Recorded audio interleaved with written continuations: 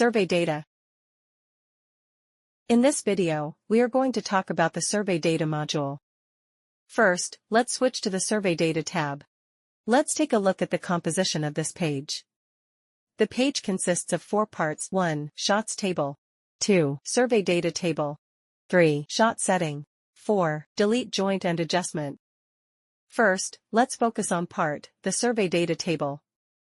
This table contains survey data for all drill rods that have been installed. How are these data obtained? Let's switch to the steering tool tab. At the bottom right corner, there is an Add Survey button. After resetting the driller's panel for each drill pipe upon completion of its operation, we will click this button. Every time we press this button, a set of survey data will be generated. A single set of survey data includes all the information you see in the table, as follows: length equals rod length. MD equals borehole length. Away equals horizontal advance distance. Right equals a positive value indicates the distance that the steering tool deviates to the right of the baseline, while a negative value indicates the distance that the steering tool deviates to the left of the baseline. Elevation equals elevation data. Some countries and regions prefer to use absolute elevation, whereas others prefer relative elevation. For absolute elevation, simply input the actual elevation positions of the entry and exit points measured by RTK when configuring the plan data. For relative elevation, set the elevation of the entry point to 0, and input the elevation of the exit point as a relative value relative to the entry point. For example, if the exit point is 3 meters higher than the entry point, set the entry point elevation to 0 and the exit point elevation to 3. If the exit point is 3 meters lower than the entry point, set the entry point elevation to 0 and the exit point elevation to -3. The next 3 columns of data are tool inclination, inclination bias, and final inclination respectively.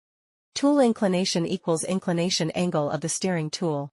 Inclination bias equals inclination bias value. Final inclination equals tool inclination plus inclination bias, which is also the final value used for calculation. The subsequent 3 columns of data are tool azimuth, azimuth correction, and final azimuth respectively. Tool azimuth equals azimuth angle of the steering tool. Azimuth correction equals azimuth correction value. Final azimuth equals tool azimuth plus azimuth correction, which is also the final value used for calculation. The next column, baseline azimuth, refers to the magnetic azimuth of the straight line pointing from the entry point to the exit point. Dip equals magnetic dip.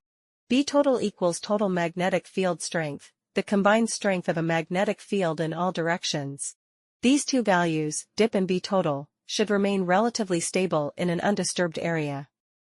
The stability of these 2 values is crucial to the credibility of the tool azimuth value.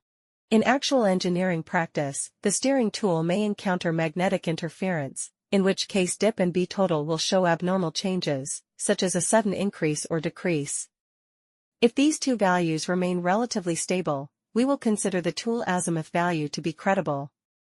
If the magnetic field strength changes abruptly, it means that the steering tool is subject to interference, and the tool azimuth value at this time is not credible. Understanding this principle is of great importance for our steering operations. Next is G total, which is the value of the total gravitational field. Under normal circumstances, its value stabilizes between 998 and 1002. G total affects 2 values, one is tool inclination, and the other is tool face. Relatively speaking, G total is less susceptible to external influences. Next is tool face. The concept of this value was explained in the section on key concepts. Putting aside the obscure professional terminology, in the actual practice of horizontal directional drilling, it represents the direction of the bit's deflecting surface. The last 2 are relatively simple. Temp stands for the current operating temperature of the steering tool, and date time is a complete timestamp containing the year, month, day, hour, minute, and second. Now let's move on to part 1, the shots table.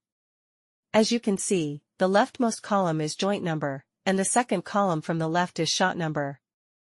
From the comparison of the data in these 2 columns, it is not difficult to see that the user conducted 3 tests on the first drill rod and 6 tests on the second drill rod, with all test types being BTS.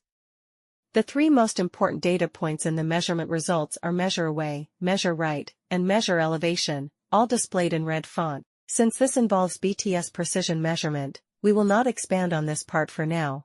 We will come back to elaborate on it when we cover the BTS section. Next, let's look at the third part. To the right of the shots table is shot setting, where you can adjust the number of shots. When you left-click to select a row in the shots table and click the View/Edit Shots button, you can switch to the BTS page to find the original data source of the measurement for that shot. After selecting multiple data entries of the same drill rod by clicking, dragging down, and highlighting, click the Create Average button. An average value will then appear at the bottom, which is the average of the multiple BTS measurement results for that drill rod. This helps us judge the position of the steering tool more accurately. Finally, let's look at Part 4. This section has two functions. One is Delete Joint, which is used to delete data that was mistakenly added to the survey data table due to misoperation. You can delete one entry at a time or multiple entries in batches. When deleting, the counting starts from the last drill rod. After each operation, you need to click the Save button at the bottom right corner of the page. However, please be careful not to accidentally delete useful data. Next, let's look at the other function, Adjustment. The adjustment function on the survey data page is similar to that on the plan data page. Both allow modifying parameters either for a single drill rod or in batches. The only parameters that can be modified here are baseline azimuth and inclination bias.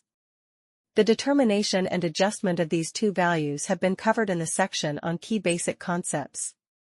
This is where the software provides the function to modify these two values. If you have forgotten, you can go back and check the explanations in the Key Basic Concepts section. Once again, a reminder, after making any data modifications, do not forget to click the Save button at the bottom right corner of the page, otherwise, the modifications will not take effect.